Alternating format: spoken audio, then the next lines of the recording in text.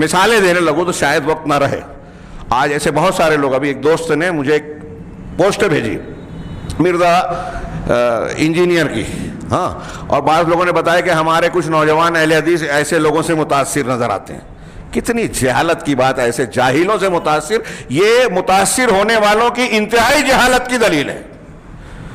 جو قرآن و حدیث کے بالکل ثابت شدہ مسلمہ حقائق کی مخالفت کرتے ہوں بالکل واضح طور سے, ان سے آپ متاثر ہو رہے ہیں. اس کا مطلب یہ کہ آپ قرآن و حدیث کو کیا سمجھ رہے ہیں؟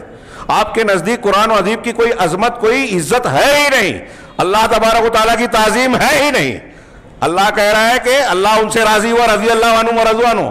اور یہ آج کا جاہل کہہ رہا ہے کہ اللہ تعالیٰ تمام صحابہ سے راضی نہیں تھے. جن لوگوں جو بیعت رضوان میں شریک تھے صرف ان سے راضی ہوا. اتنا ہی نہیں, سیدنا ابوبکر صدیق جو کہ بیعت رضوان میں ہے, عمر فاروق وغیرہ, اور عثمان غنی کے اپنے ایک ہاتھ کو عثمان غنی کا ہاتھ قرار دیا. ان لوگوں کو کہتے ہیں کہ یہ لوگ سب سے افضل نہیں ہیں, حضرت علی زیادہ خلافت کے حقدار تھے.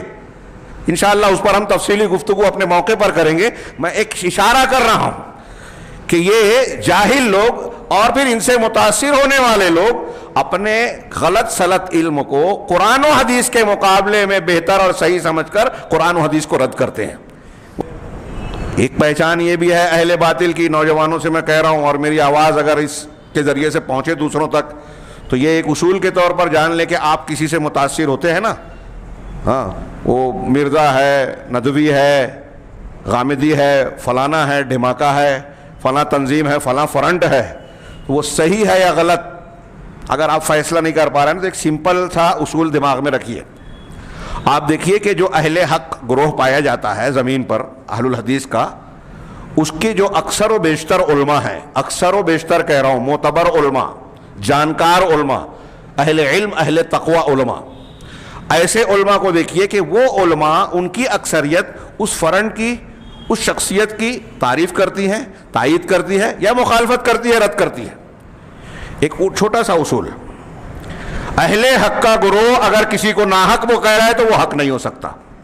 اہل حق کا گروہ اگر کسی کو صحیح کہہ رہا ہے تو اس کا مطلب اس کے پاس صحیح ہے. اس کی غلطیاں ہو سکتی ہیں, یہ ہو سکتا ہے ابھی کچھ لوگوں کو اس پر کچھ سوالات پیدا ہو رہے ہیں, لیکن میں ایک عمومی سطح پر ایک اصول بتا رہا ہوں. ہر عالم کو کی ہر بات کو صحیح نہیں کہہ رہا ہوں. اہل حق کا جو گروہ ہے قرآن و حدیث کو ماننے سمجھنے والا, اس گروہ کی اکثریت اگر کسی کو کہہ رہی ہے, قبول کر رہی ہے, تو اس کا مطلب وہ قابل قبول ہے. اس گروہ کی اکثریت اگر کسی کو رد کر رہی ہے تو اس سے دھوکہ مت کھائیے, بالکل دھوکہ نہیں. ایک موٹا سا اصول بیان کر رہا ہوں ان لوگوں کے لیے جو سوجھ بوجھ نہیں رکھتے, جن کے پاس دین سیکھنے سکھانے کے لیے وقت نہیں ہے, دنیا کے کاموں کے لیے بہت ٹائم ہے. تو یہ آسان سے نسخے سے بہت ساری گمراہیوں سے اپنے آپ کو بچا سکتے ہیں. ہمارے یہاں الٹا معاملہ ہے, ہم منع کر رہے ہیں تو ہمارا قابل جاہل آدمی, قابل اور جاہل دونوں کہہ رہا ہوں, اور سمجھ بوجھ کے, سبقت لسانی سے نہیں, سمجھ بوجھ کے کہہ رہا ہوں, ہمارا قابل جاہل آدمی اس کو سنتا ہے کہ میں اس کو سن کر اس کا توڑ کرنے والا ہوں, اور پھر وہ اس کو فارورڈ کرتا ہے. ہاں, یہ علی انجینئر, اور یہ میں نے کچھ 2-4 کلپ سنی, میں تو حیرت کرتا ہوں کہ اتنے بڑے بڑے ہمارے یہاں اساتین علماء اہل علم ہیں, ان کے بالمقابل ایسے جاہلوں سے لوگ متاثر ہو کیسے جاتے ہیں.